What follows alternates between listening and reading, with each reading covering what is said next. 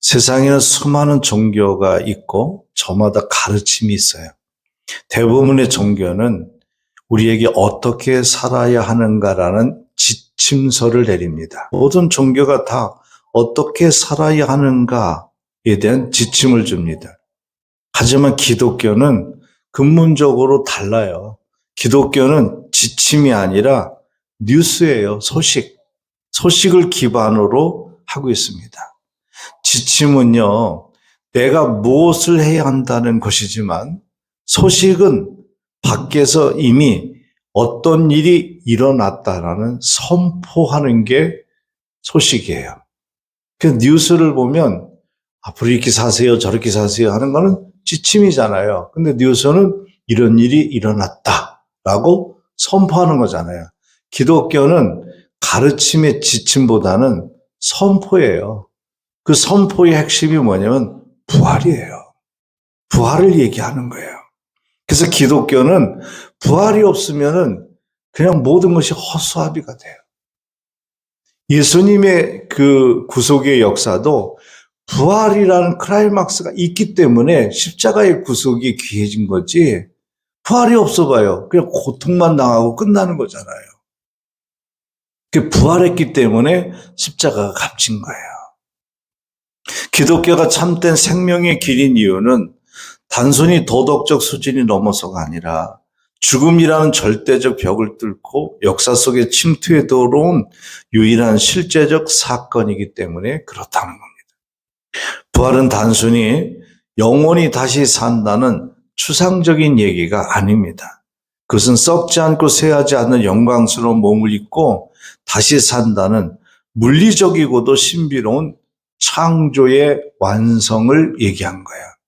그래서 난 얘기합니다. 부활은 뭐냐? 창조의 완성이다. 오늘 본문에서 여인들이 느끼는 감정은 두 가지를 얘기합니다. 무서움이 있었고 큰 기쁨이 있었다. 이 무서움과 큰 기쁨이 교차하는 것입니다. 그럼 이 여인들은 예수님이 부활절 새벽에 무덤에 갔을 때에 왜 무서워했을까? 부활이 내가 알던 모든 세상의 질서, 죽음이 지배하는 질서를 전복시켰기 때문에 세상에 어떻게 죽음을 정복할 수 있냐? 어떻게 죽은 것이 다시 살아날 수 있느냐? 사람이 죽고 어떻게 다시 살아날 수 있을까? 라는 이런 부활의 사건 때문에 그들은 무서워했어요. 그러면서 그들은 동시에 왜 기뻐했을까? 그 죽음의 통치가 끝났기 때문입니다. 이 감격을 우리도 동일하게 누리려면 우리는 막달라 마리아가 통과했던 세 가지 영적 지점을 깊이 묵상해 봐야 됩니다. 첫째는 죄악의 고통을 알아야 합니다. 마가복음 16장 9절 말씀을 한번 읽어보겠습니다. 마가복음 16장 9절. 예수께서 안식 후 첫날 이른 아침에 살아나신 후 전에 7 귀신 쫓아내어 주신 막달라 마리아에게 먼저 보이시니. 아멘. 예수님께서 부활하신 후에 가장 먼저 자신을 보이신 대상이 누구예요? 막달라 마리아였습니다. 성경은 그녀를 설명할 때 이렇게 말해요. 좀 전에 읽은 마가복음 16장 9절에 뭐라 그랬어요? 여기 보시고, 성경 보시고 뭐라 그랬어요? 이 여자를 뭐라고, 무슨 마리아라 그랬어요? 7 귀신을 쫓아내어 주신 막달라 마리아에게 먼저 보이셨다. 이렇게 얘기합니다. 자, 예수님이 부활하신 후에 가장 먼저 자신을 보여준 대상은 막달라 마리아인데 성경은 그녀를 설명할 때에 7 귀신을 쫓아내어 주신 막달라 마리아라고 그렇게 언급합니다. 그러면 왜 성경은 가장 영광스러운 순간에 한 여인의 가장 수치스럽고 처참했던 과거를 들추었을까라는 의문을 우리는 갖게 됩니다. 그러면 7 귀신을 쫓아내준 막달라 마리아, 이 여자는 예수님이 부활을 제일 먼저 목격한 여자는 귀신 들린 여자였다는 거잖아요. 근데 이 귀신 들린 여자가 한 명의 귀신도 아니고 한 마리도 아니고 7 귀신이 들렸던 여자다. 그럼 성경은 왜 굳이 귀신 들렸던 막달라 마리아에게 하지 않고 7귀신이라고 꼬집어서 얘기를 했을까? 자, 7이라는 숫자, 성경에는 숫자가 굉장히 의미를 많이 갖고 있어요. 7은 유대적으로 보면 완전수예요. 7이라는 거는. 그래서 그녀는 영적으로, 정신적으로, 사회적으로 완전히 파괴되어 스스로 구원할 어떤 힘도 없었던 여자였다. 이거를 좀 성경은 얘기하고 싶었던 거죠. 죄가 뭡니까? 죄란 하나님이 아닌 다른 것을 내 인생의 주인으로 삼아 그 권세에 휘둘리는 상태를 죄에 빠져 있다. 이렇게 얘기합니다. 이 막달라 마리아는 그 죄의 고통, 악한 영의 횡포가 얼마나 지독한 것인지를 뼈저리게 느꼈던 여자였다는 거죠. 자신이 얼마나 큰 죄악의 사함을 받았는지, 그 고통 속에서 내가 어떻게 사함받고 건짐을 받은 사람인지 그것을 알았기에 그 죄를 이기고 부활하신 주님을 보았을 때 터져나오는 감격을 우리는 이해할 수 있다는 거예요. 바울이 이런 얘기를 합니다. 뭐라냐면 오호라 나는 곤고한 자로다. 몸부림쳤던 그 절망 끝에 생명의 성령의 법을 이야기해요. 바울은 오호라 나는 곤고한 자로다.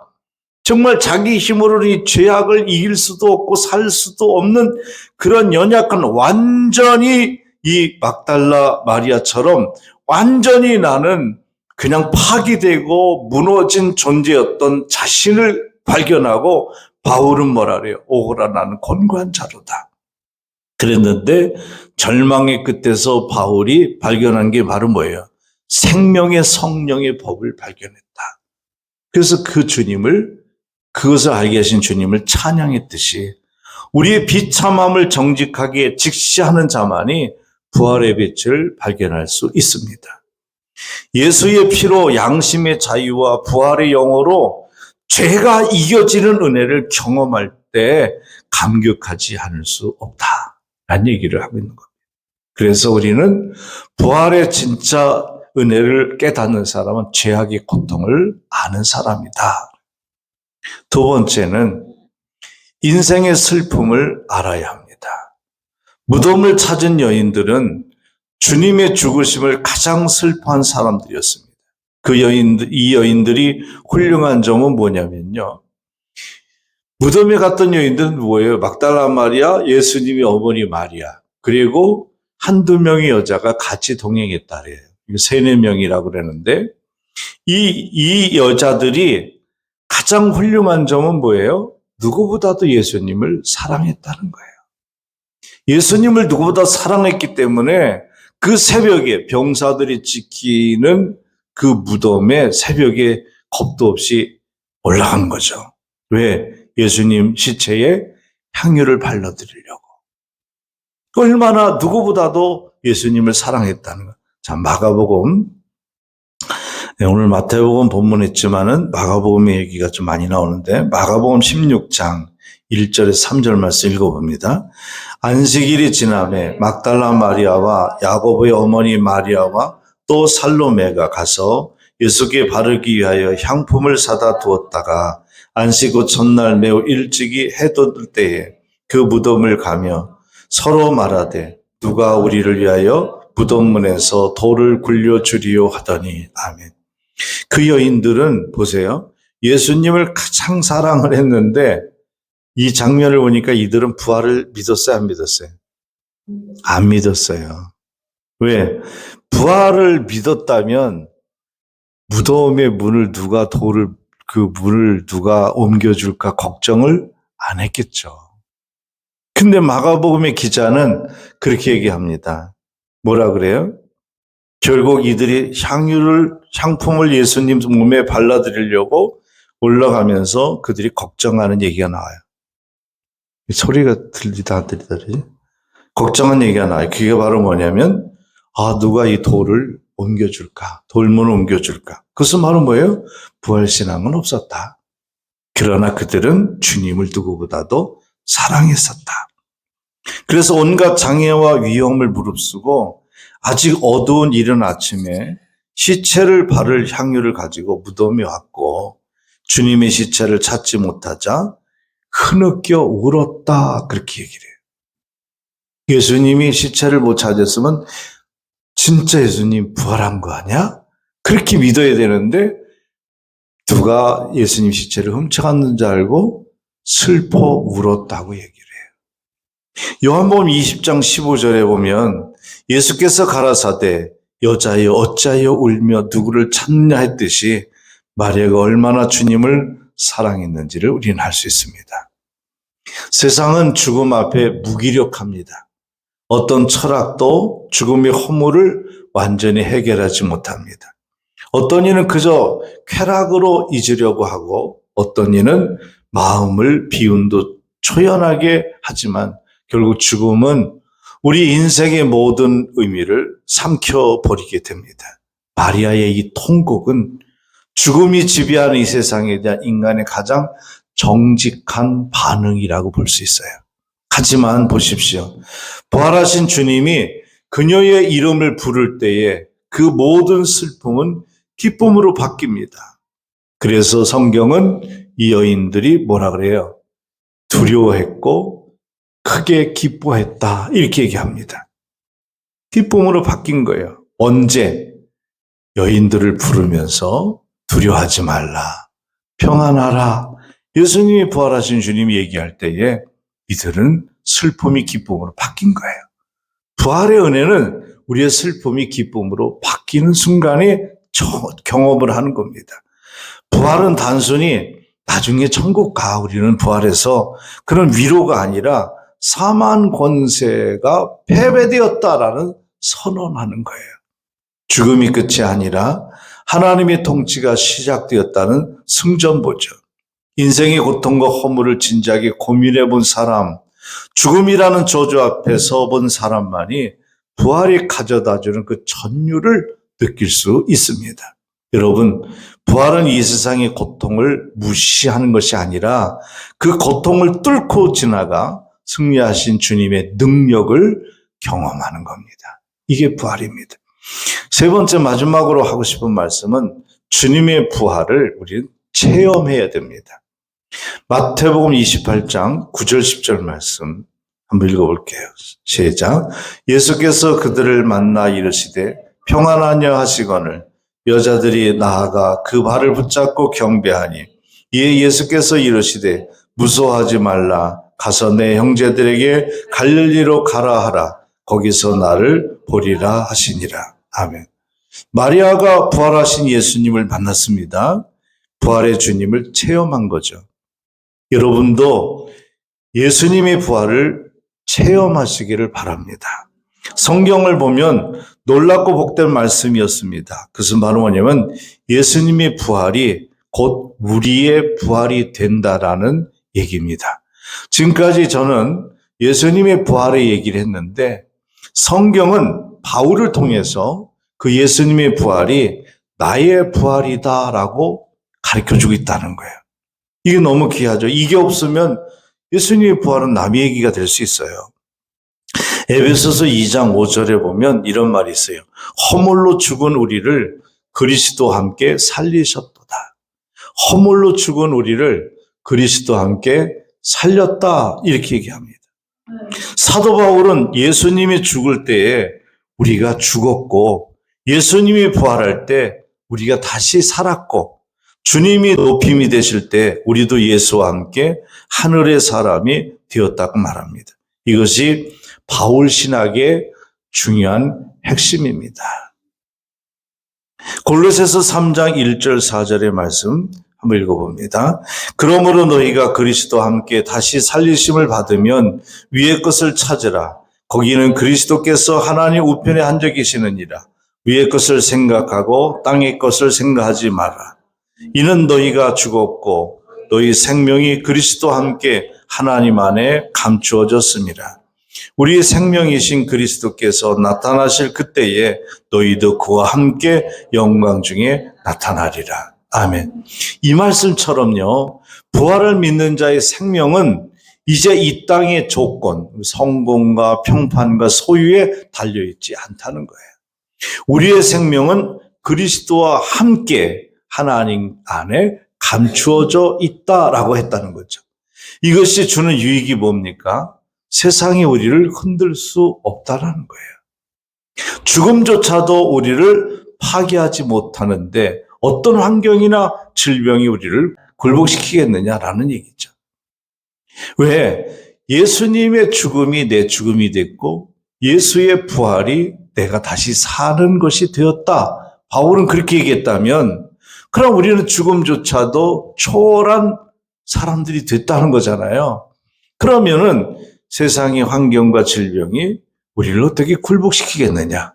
죽음도 우리는 이긴 예수님 안에 감춰진 사람이 되었는데 라고 바울은 가르쳐주고 있어요. 부활의 생명은 이기는 생명이에요. 그래서 이기지 못할 것이 아무것도 없다는 거예요. 죄도 사망도 미움도 마귀도 절망도 질병도 그 무엇도 이기지 못한 것이 없습니다. 그래서 승리의 생명, 영광의 생명, 권능의 생명, 행복의 생명인 것입니다. 이 부활의 은혜를 체험한 자는 감격할 수밖에 없어서 할렐루야 우리 예수 부활 승천하셨네라고 찬양을 한 겁니다. 그래서 초대교회 성도들은 성령을 받고 온전히 승리했습니다. 그래서 성령 받을 때 그들이 성령 받고 깨달은 건 바로 뭐냐면 예수가 부활했고 예수가 부활할 때 나도 살게 되었다라는 것을 확실히 발견하고 그들은 어떻게 돼요? 변화가 되었고 형제 이웃을 원수까지 사랑하게 되었고 능력 있는 그리스도인이 되었고 핍박도 죽음도 사자굴도 그들을 막을 수 없었던 것입니다. 나아가 예수님이 재림하실 때에 우리 육체마저 영광의 형체로 변한다는 사실을 믿으시기를 바랍니다. 결론을 말씀드리면 오늘 본문의 8절을 보십시오. 8절을 읽어보면 한번 보겠습니다.